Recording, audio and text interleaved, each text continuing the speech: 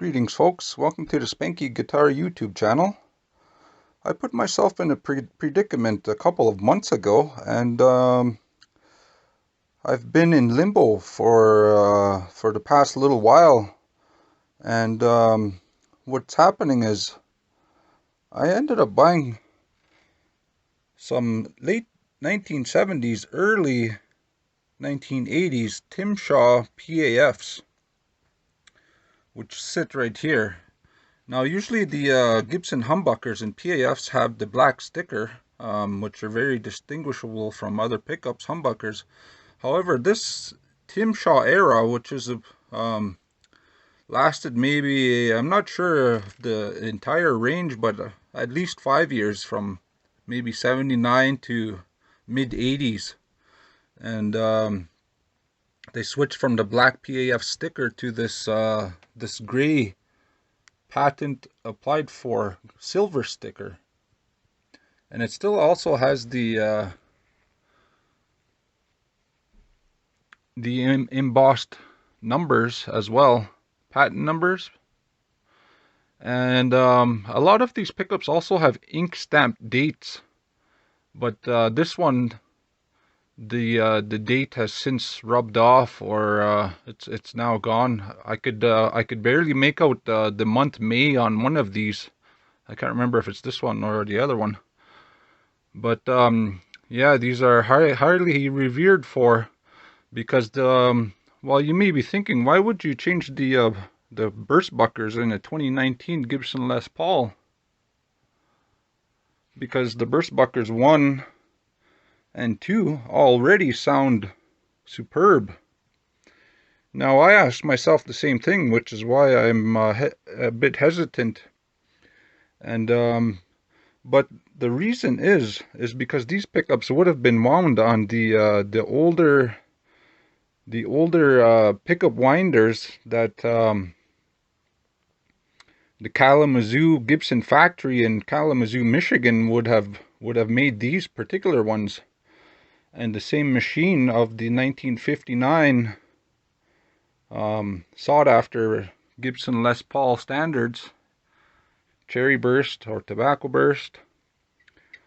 So I really want to see what these guys can do. And another option I had been thinking is to put it into my custom.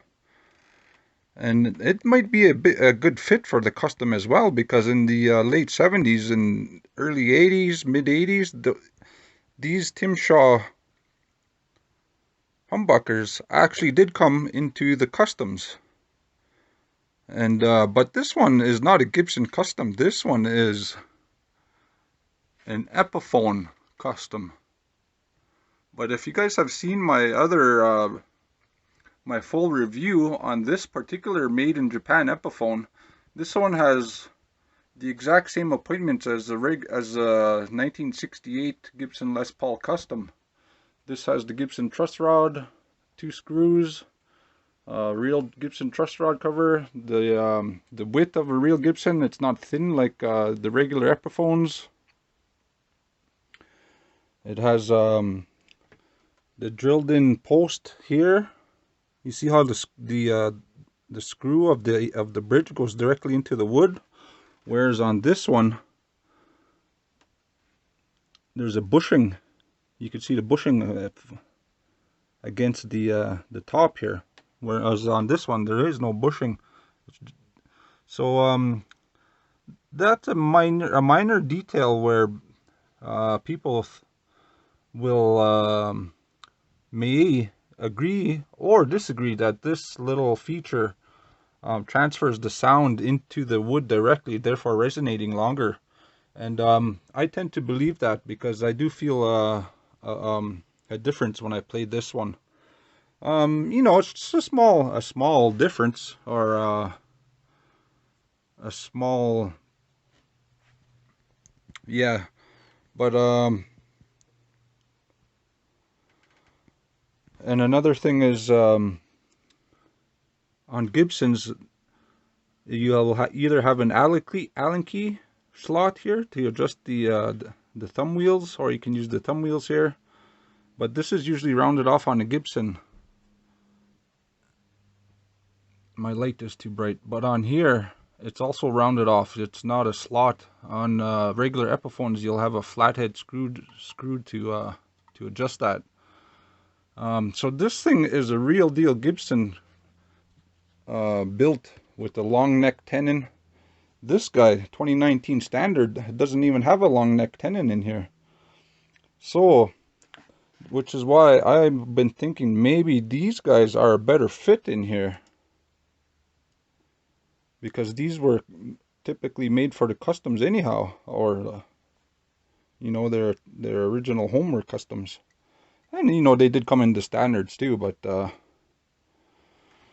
so I'm gonna do a quick comparison. I think after all of that is said and done, I'm gonna put it in the standard, the 2019 Les Paul standard.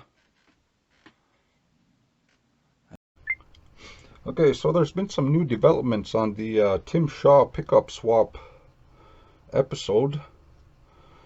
So first of all, I'll just start off with saying that I'm a firm believer of, if it's not broke, don't fix it. So I was a bit hesitant to put the Tim Shaws inside of the brand new Gibson standard, because the Burstbuckers 1 and 2 are already great sounding pickups. So I'm actually so something happened when I was going to try and desolder the wires from the Gibson standard, and this cheap little thing wouldn't work for some reason. I bought this brand new a few weeks ago, and it wouldn't desolder from it wouldn't release from the top of the pot.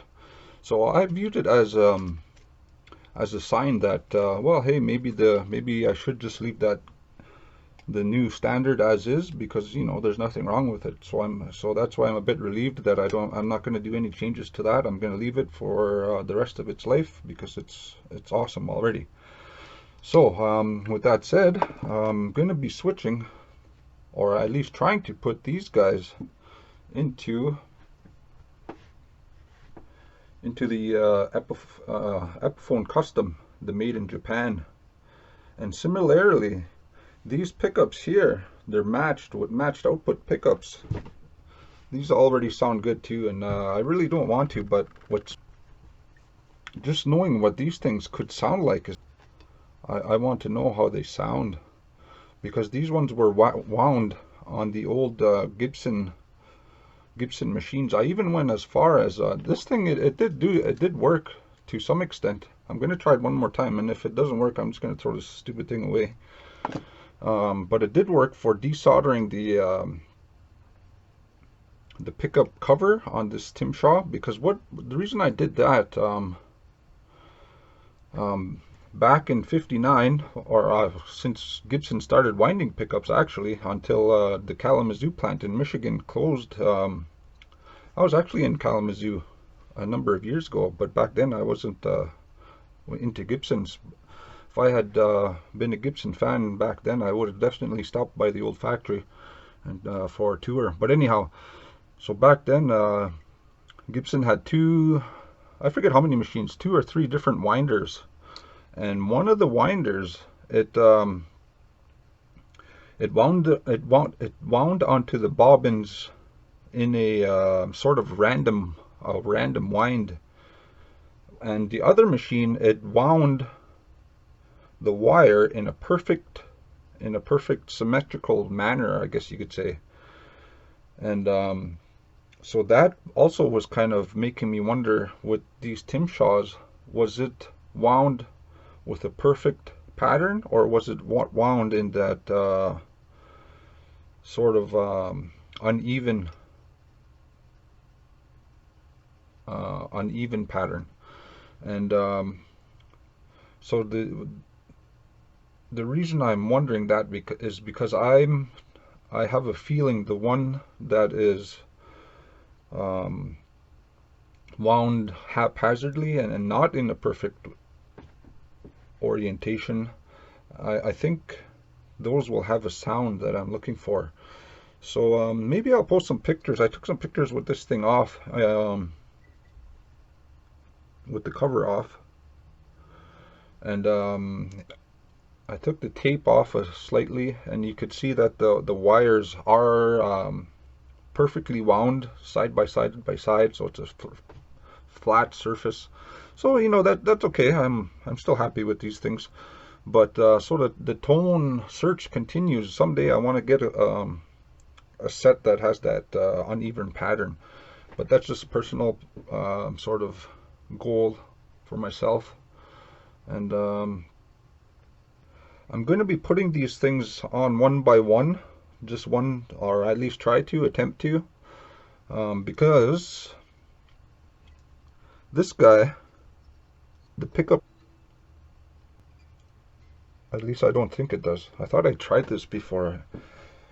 So I went ahead and got some Gibson pickup rings, and unfortunately here in Canada they only have the neck pickup rings. And so I got my local guitar shop, Long and McQuaid. Daryl, his name is, from Long and McQuaid, to order me a bridge pickup ring.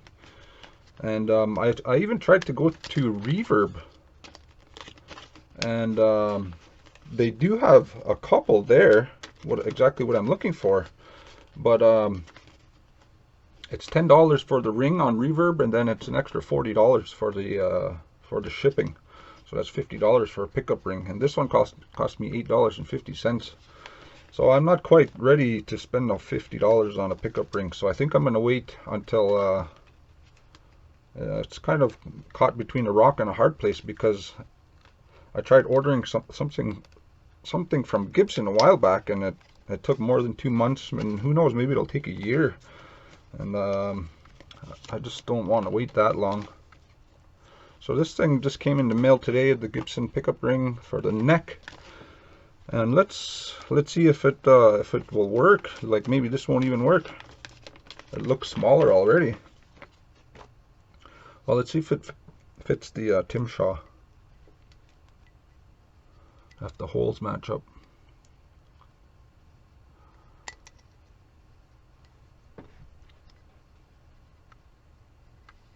The lighting in here, I can't barely see. There's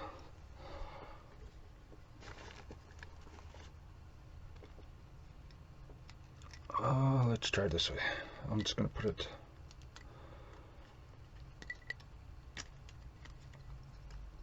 go back on the backward.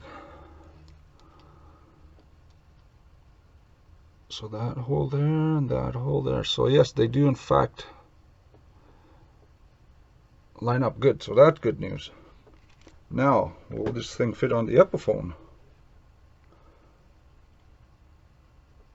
Looks like they are the same size. So I am going to go ahead and tear this thing apart.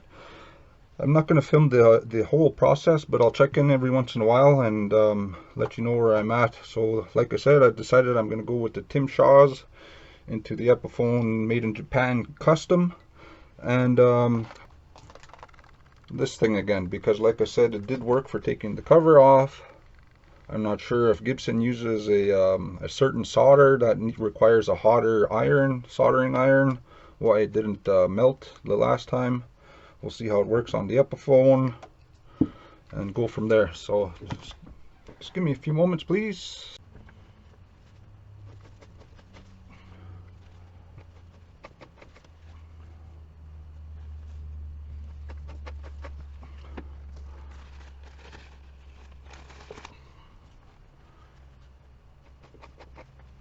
So what I usually do when I'm taking out the stop bar, I'll put some sort of a cloth on the screwdriver so you don't damage the screws for the stop bar. A lot of times you can deform the metal and shard the metal with your screwdriver, and it just small imperfection if you're not careful. So this way it eliminates that altogether, and you don't get any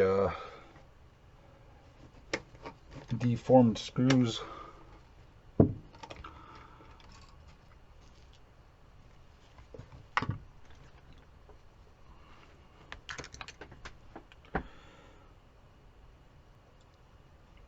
So the new pickup ring comes with new screws. I may use them because it looks like these ones are getting sort of a little bit rusty.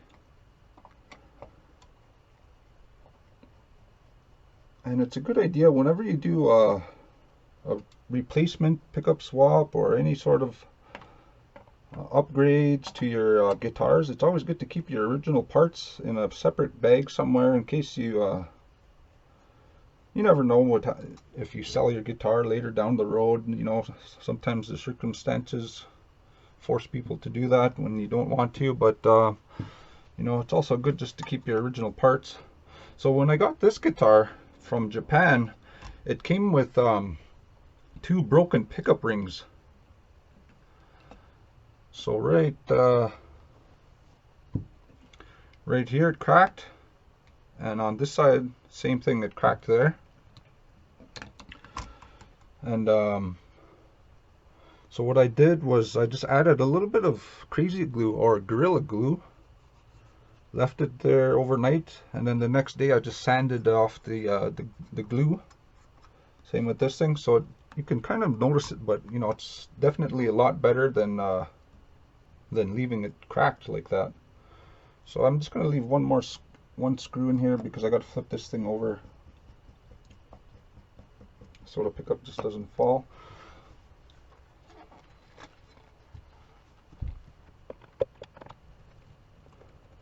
So I'm going to heat up the soldering gun here while we do this. And if it doesn't work, I'm just going to send it to Long and McQuaid or somebody who can do it. If you're not very proficient in soldering or swapping pickups, I don't recommend you do it yourself, because I've already experienced some not too favorable situations. And like I said, I've never done this before. It seems simple. It seems like it should be a simple process, but there's a lot that comes into play. First of all, the wires here, you got to move the wires out of the way. You got to ensure that you don't do more damage to your guitar than actual good. So that's the main thing. Epiphone screws, they won't fit into a Gibson pickup. So I have, luckily, I took out, when I did my Seymour Duncan swap, the Seymour Duncan screws will fit into a Gibson pickup. So that's here. Luckily I have those screws available, so we'll see what happens here.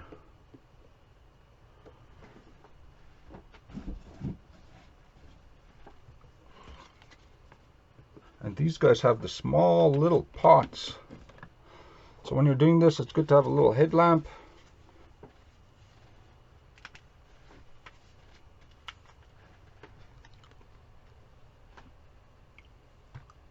I'll bring this a little bit closer so you guys can see. Try to. Okay, so which one? So the top one. So we're gonna have to check. So the top one is your neck. So this blue wire has to come off. My light is already dying out. Okay, we're getting somewhere, folks. I removed the switch lead so far. Now let's take off the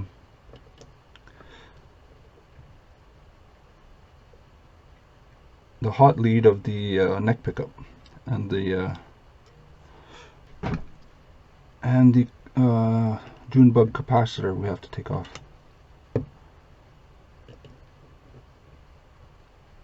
I'm a little bit shaky because I don't want to get burnt here.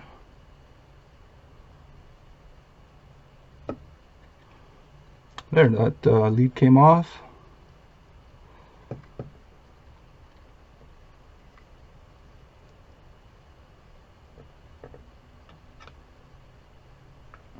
And we have to do the tone capacitor as well.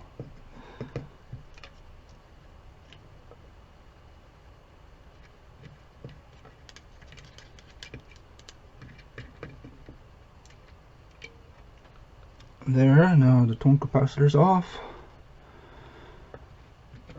And now I got the ground off already. Now I just got to take the ground for the switch.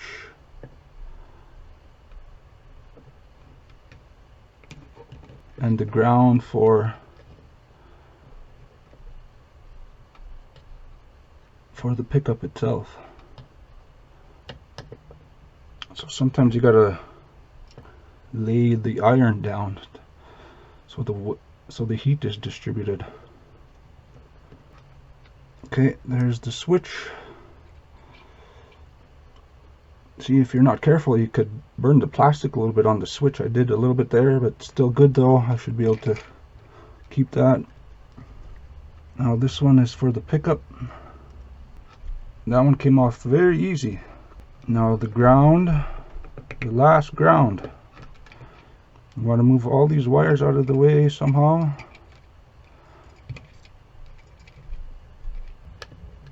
So the ground was soldered in 2 spots, so I got one off.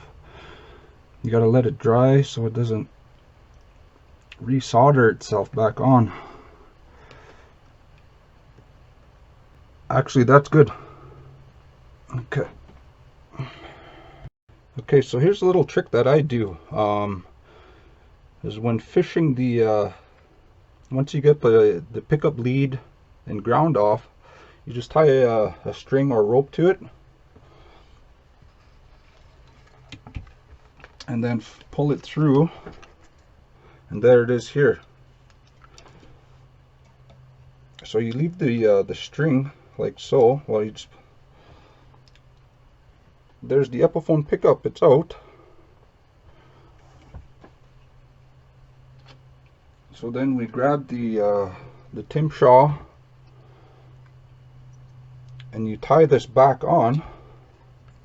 I could probably push this wire through and put it all the way through the cavity with no problem, but this seems just as fast. Okay, there we go. Tie that. So you could push it through if you want, but then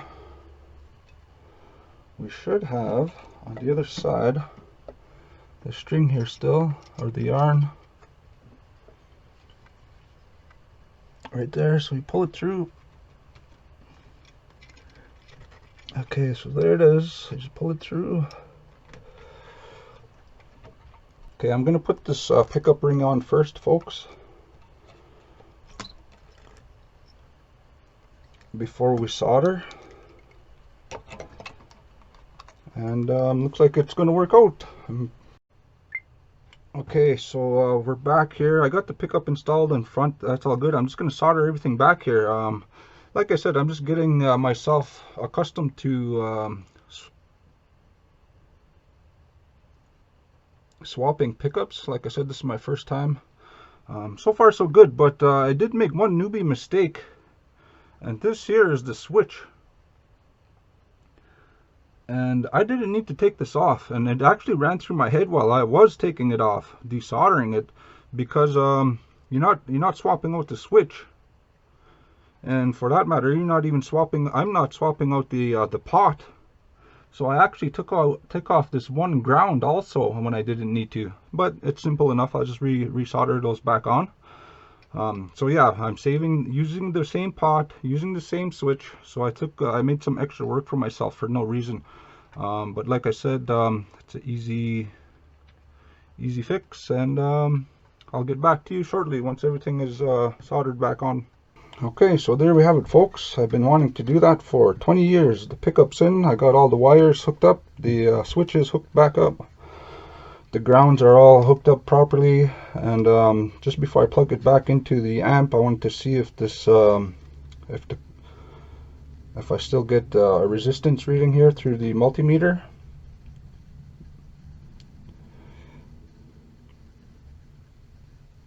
So I'm just going to plug the guitar in and see if it works. That's all there is to it.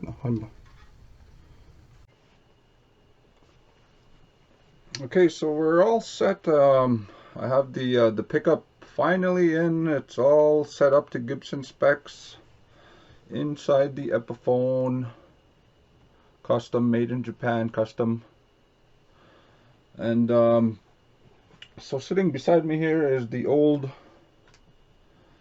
Epiphone pickup, and like I said, if you ever get a cracked pickup ring, you just simply glue it here. This is where it was cracked.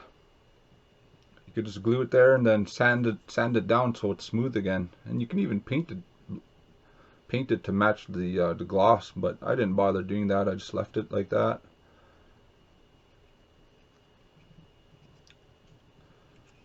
And so yeah, here's the other Tim Shaw pickup.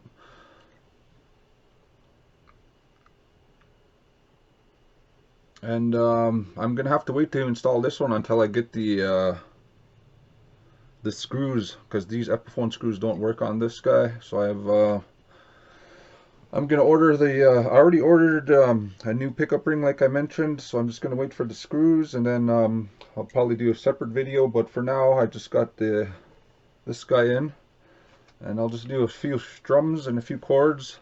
But one thing I found, I put a picture up earlier with this pickup cover off, and I noticed the bobbin had a T on it.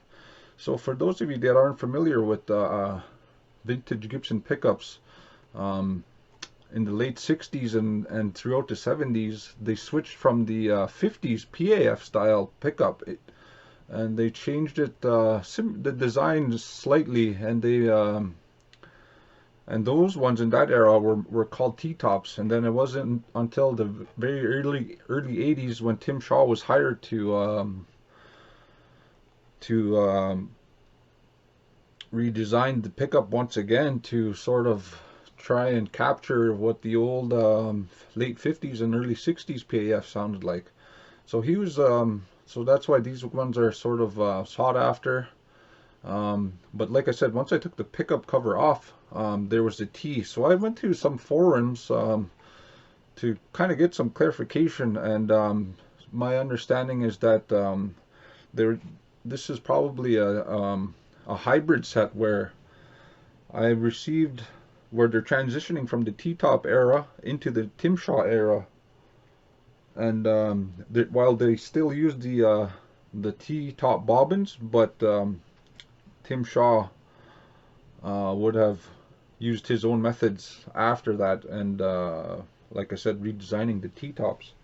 So this guy, I'm not too concerned with this desktop because of the silver sticker.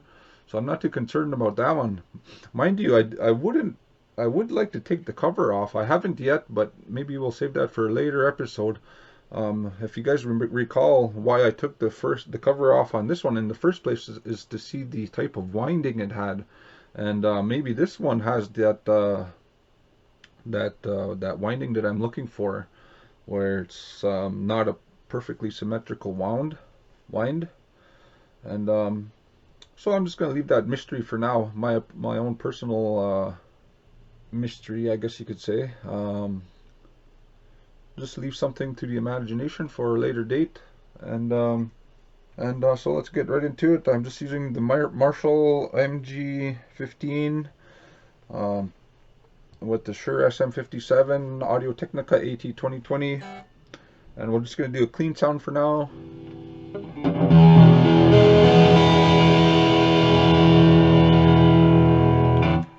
That's actually the dirty. I wanted to start off with the clean.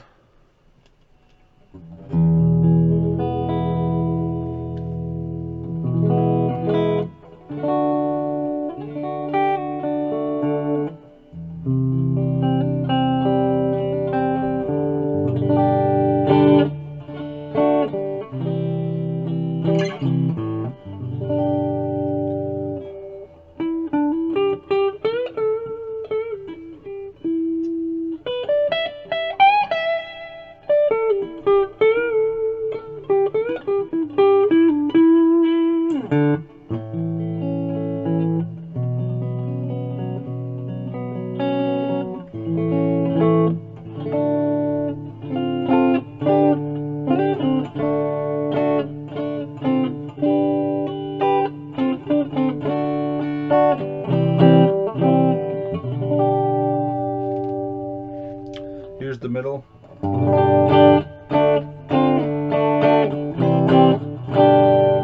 So back to the neck.